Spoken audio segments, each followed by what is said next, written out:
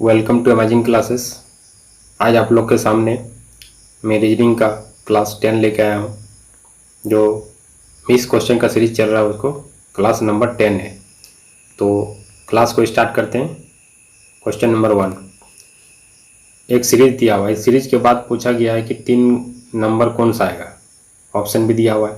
तो देखिए 6 है तो 6 की पावर 1 6, 6 का स्क्वायर 36, 5 की पावर 1 5, 5 का स्क्वायर 25 और 4 का पावर 1 4, 4 का स्क्वायर 16 और 3 की पावर 1 3 का स्क्वायर 9, 2 की पावर 1 2, 2 की पावर स्क्वायर और 1 की पावर 1 और 1 का स्क्वायर। ये सीरीज चल रहा है।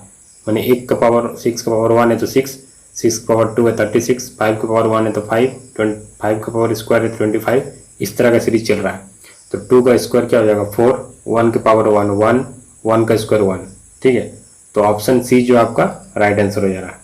इस तरह का सीरीज आपको ध्यान देना है कि सीरीज किस तरह चल रहा है, वो ऑटोमेटिक उसी का सीरीज आपको पकड़ना है और आपको आंसर मिल जाएगा।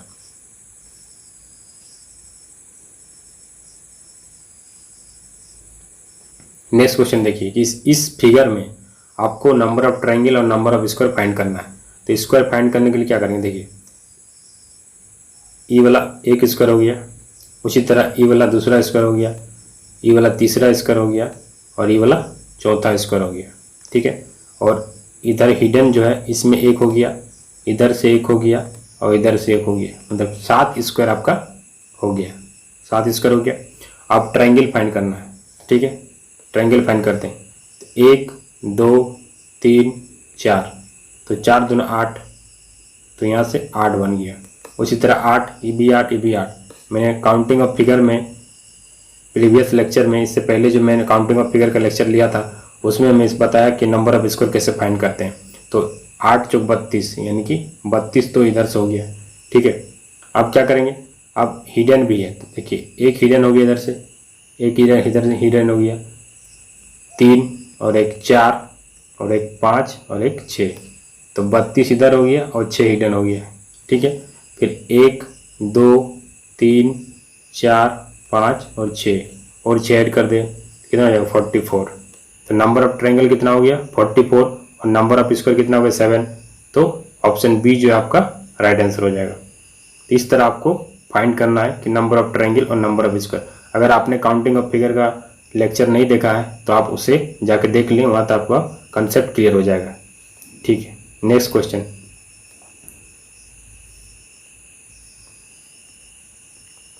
नेक्स्ट क्वेश्चन देखिए, ये क्या है कि एनालॉजी का है। तो ई किस तरह बन रहा है, ई वाला जो वर्ड दिया हुआ है किस तरह बन रहा है और इसका वर्ड क्या बनेगा, तो इसको फाइंड कीजिए। जैसे एल इसमें है तो एल इसमें भी है, यानी एल में कोई चेंज नहीं हो रहा है। अब इधर ई जो है, ई लास्ट में, इसको उल्टा लिखेंगे, इधर से लिखेंगे। ठीक है, तो पहले क्या लिखेंगे, ई लिखेंगे, फिर टी लिखेंगे, फिर एन लिखेंगे, फिर ए लिखेंगे, फिर एम लिखेंगे और एल एज इट इज रहेगा।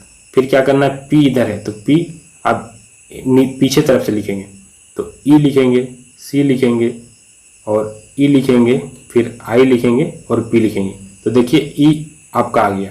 तो इस तरह इससे ही बन रहा है, तो उसी तरह इसको भी बनाना है। तो इसमें क्या है, ई जो है, ई जो बीच में है उसको हम एज इट इज रख देते हैं, फिर इसको हम क्या पीछे तरफ से लिखना है। तो ई तो बीच में एज इट इज रह गया, पीछे तरफ से लिखेंगे तो पीछे वाला जो है उसको आगे लिखेंगे। तो टी लिखेंगे, आई लिखेंगे, एल लिखेंगे, बी लिखेंगे और ओ लिखेंगे। ठीक है, उसी तरह अब इसको क्या है, जो पीछे वाला है पी जो है, आप पीछे वाला से लिखेंगे तो पीछे क्या है, पीछे एस है तो एस लिखेंगे, ई लिखेंगे, टी ए आर। ठीक है, तो ऑप्शन ए जो है आपका मिल रहा है, ऑप्शन ए आपका मिल रहा है। देखिए T I L B O E S T A R, option A मिल रहा है, यानी कि ऑप्शन ए आपका करेक्ट आंसर हो जाएगा। क्वेश्चन नंबर 4 देखिए, क्या है, एनालॉजी का क्वेश्चन, सॉरी सिलॉग्स का क्वेश्चन है। तो स्टेटमेंट पढ़िए, स्टेटमेंट जैसे जैसे बोल रहा है उसको आप वेन डायग्राम में बनाइए, उसके बाद आपका कंक्लूजन को सेटिस्फाई कराइए। तो सम बल्ब्स आर चॉकलेट, कुछ बल्ब जो है वो क्या है, चॉकलेट है, कुछ बल्ब जो है वो क्या है, चॉकलेट है। ठीक है, फिर बोला कि नो फ्रूट इज बल्ब, कोई फ्रूट जो है, नो फ्रूट इज बल्ब, कोई भी फ्रूट बल्ब नहीं है। ठीक है, मैंने बल्ब और फ्रूट बल्ब में रिलेशन है ही नहीं, मैंने कोई भी फ्रूट बल्ब नहीं है। फिर बोलता है only Amul is chocolate. Only का केस आता है क्या होता है, मतलब ऑल चॉकलेट अमूल है, ऑल चॉकलेट जो है क्या अमूल है, ठीक है। अब ये तो मेरा स्टेटमेंट बन गया, स्टेटमेंट से हम डायग्राम बना लिए। अब कंक्लूजन देखते हैं, some fruits are not chocolate, some fruits are not chocolate. जब फ्रूट का रिलेशन चॉकलेट से कुछ है ही नहीं है तो some fruits are not chocolate, ये ऑप्शन स्टेट कंक्लूजन 1 गलत हो गया, ठीक है। कंक्लूजन 2 देखते हैं, some chocolates are not fruit, some chocolate are not fruits. देखिए चॉकलेट और फ्रूट में कोई रिलेशन नहीं है, इसका मतलब क्या, फ्रूट चॉकलेट में जा सकता है, यानी कि सम फ्रूट्स आर चॉकलेट हो सकता है, some fruits are chocolate not, some chocolates are not fruit कभी, ये मतलब सही है, कोई रिलेशन नहीं है, इसका मतलब कोई भी स्टेटमेंट दिया है तो सही होगा। तो ऑप्शन 2 जो है आपका राइट हो जाएगा। Some bulbs are Amul, some bulbs are Amul है, ये सही है। देखिए कुछ, देखिए ये वाला जो पार्ट है ना, ये वाला पार्ट इसमें आ रहा है, यानी कि कुछ अमूल जो है वो बल्ब है। नो बल्ब इज अमूल, कोई बल्ब अमूल नहीं हो सकता।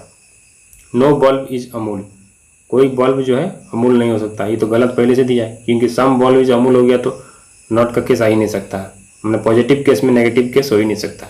तो 4 भी आपका स्टेटमेंट 4 भी रॉन्ग हो गया। तो स्टेटमेंट 2 और 3 इसमें फॉलो हो रहा है। तो ऑप्शन में देखिए ऑप्शन 3 जो है आपका 2 और 3 कंक्लूजन फॉलो कर रहा है, तो ऑप्शन 3 आपका राइट आंसर हो जाएगा,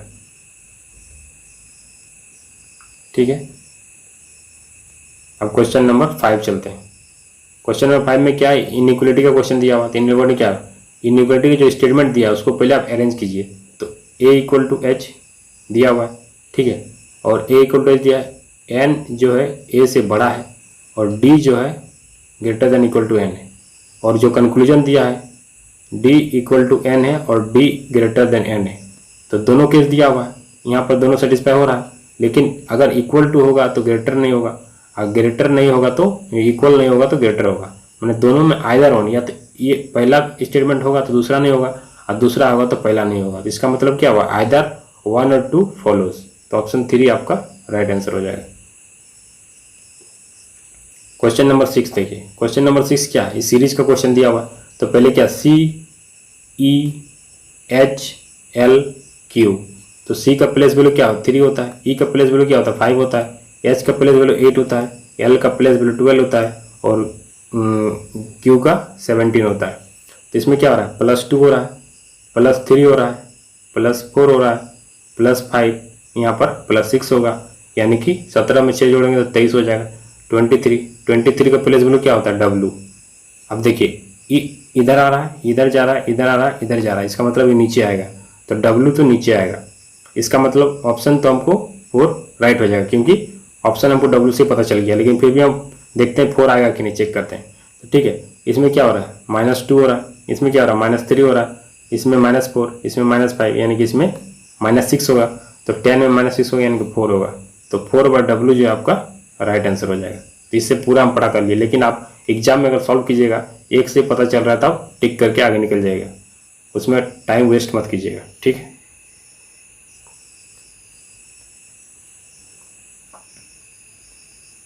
नेक्स्ट क्वेश्चन, क्वेश्चन नंबर 7, ठीक है। ये कैलेंडर का क्वेश्चन है कि Hari took the calendar of year 1988 and with its help he came to know about the days of year, can he use the same calendar for other years, is so then for which year. मतलब ये question पूछ रहा है कि 1988 जो है वो कौन साल में रिपीट होगा। तो ठीक है, इसके लिए हम केस देखते हैं। दो तरह का केस है, अगर मान लीजिए कि लीप ईयर है, ठीक है, तो लीप ईयर का केस जब भी रहता है तो 388 है, तो हम इसको दो तरीके से बता सकते हैं। मान लीजिए कि जैसे मान लीजिए कि नॉन लीप ईयर है और नॉन लीप ईयर ही केस आ रहा है, अगर लीप ईयर है तो लीप ईयर का ही केस आ रहा है। इस तरह का केस रहेगा तो हम क्या करेंगे, इसको पहले 4 से डिवाइड करेंगे। 4 से डिवाइड करेंगे, इसका मतलब क्या, रिमाइंडर अगर 1 आएगा, तो जब रिमाइंडर 1 आएगा तो हम इसमें डायरेक्ट ऐड करेंगे कितना, जब भी रिमाइंडर 1 आएगा तो इसमें हम ऐड करेंगे 6, रिमाइंडर 2 आएगा तो हम ऐड करेंगे 11, रिमाइंडर 3 आएगा तो 11 ऐड करेंगे, रिमाइंडर 4 आएगा तो 28 ऐड करेंगे। तो इसको अगर 4 से डिवाइड करेंगे तो रिमाइंडर 0 आएगा, जब भी रिमाइंडर 0 आएगा तो 4 वाला रिमाइंडर कैसे लेंगे, तो 28, यानी कि 28 ऐड करेंगे। जब 28 ऐड करेंगे इसमें 198 में, तो 2016 आ जाएगा। तो 2016 तो ऑप्शन में है ही नहीं, मतलब ई वाला कंडीशन वैलिड नहीं हो रहा है, ई वाला कंडीशन नहीं लग रहा। अब देखिए दूसरा कंडीशन लगाते हैं। जैसे मान लीजिए कि लीप ईयर दिया है तो नॉन लीप ईयर का केस हो सकता है, और नॉन लीप ईयर दिया है तो लीप ईयर में बनेगा। तो इसको कैसे करेंगे, तो इसको सॉल्व करने के लिए क्या करना पड़ता है, तो अगर इस तरह का केस रहेगा तो जान लीजिएगा कि जब भी रिपीट होगा तो पूरा कैलेंडर कंप्लीट रिपीट नहीं होगा। लेकिन पहले वाला केस में क्या था, अगर रिमाइंडर 1 1 2 3 4 आता तो कंप्लीट मतलब पूरा कैलेंडर रिपीट हो जाएगा। लेकिन ई वाला केस आएगा तो पूरा कैलेंडर रिपीट नहीं होगा, 1 जनवरी से लेके 28 फरवरी तक रिपीट होगा कैलेंडर। तो उस केस में क्या करते हैं, उस केस में ये वाला होता है, तो उसमें क्या करेंगे, उसके लिए क्या करना, देखिए सिंपल ही, अगर 1988 है तो 1988 में क्या लीप ईयर है, तो लीप ईयर 1988 है तो लीप ईयर है, तो 2 ऑड डे आएगा, ठीक है। और 89 में लीप ईयर 1 आएगा, 90 में लीप ईयर 1 आएगा, और 91 में लीप ईयर 1 आएगा, 92 में लीप ईयर 2 आएगा, यानी कि 7 ऑड डे हो गया। जब भी 7 ऑड डे रिपीट होगा, मैंने 7 हो गया, उसके बाद मैंने 0 ऑड डे होना चाहिए ना, तभी तो रिपीट होगा ना, 0 ऑड डे होगा तो रिपीट होगा। मैंने 7 हो रहा है कि 92 में पूरा कंप्लीट 7 हो जा रहा है, यानी कि 93 जो होगा ना 1993 क्या होगा, कैलेंडर जो है 1 जनवरी से 28 फरवरी तक रिपीट हो जाएगा, पूरा कंप्लीट रिपीट नहीं होगा, तो 193 आपका आंसर हो जाएगा, ठीक है। इस तरह का केस होता है। तो 2 केस हुआ, दोनों केस आपने देख लिया। अगर मान लीजिए कंप्लीट रिपीटेशन होता तो उसके लिए हम क्या करते, रिमाइंडर वाला केस लगाते, लेकिन ये वाला केस कंप्लीट रिपीटेशन का नहीं, क्योंकि ऑप्शन इसमें 2016 दिया ही नहीं है। अगर 2016 ऑप्शन में रहता तो डायरेक्ट उससे लगा लेते, लेकिन इसमें 2016 ऑप्शन में नहीं दिया है, तो हम ऑड और इवन डे +7 के बाद अगर जो भी आएगा 0 ऑड डे उसमें कैलेंडर रिपीट होगा। तो 1 जनवरी से 28 फरवरी तक बीच जो होगा मतलब 1988 और 1993 जो कैलेंडर होगा 1 जनवरी से 28 फरवरी तक रिपीट होगा। तो इससे ऑप्शन ए आपका राइट आंसर आएगा। नेक्स्ट क्वेश्चन नंबर 8 देखिए कि 9 मिनट में एक घड़ी की मिनट की सुई कितने डिग्री घूमती है। तो ठीक है, जब भी घड़ी क्या होता है कि मान लीजिए 60 मिनट घड़ी घूमती है तो कितना होता है 360 डिग्री कोण बनता है। तो 1 मिनट में कितना बनेगा 6 डिग्री। तो 9 मिनट बोला है तो 9 मिनट मैंने 54 डिग्री। सिंपल क्वेश्चन है, 54 डिग्री होगा आपका आंसर। ऑप्शन सी जो है आपका राइट आंसर हो जाएगा। ठीक है, अब select the related word pair from the given pair. तो इसमें मतलब एनालॉजी है कि गम जो है स्टिक से मतलब गोंद से क्या करते हैं हम जोड़ते हैं।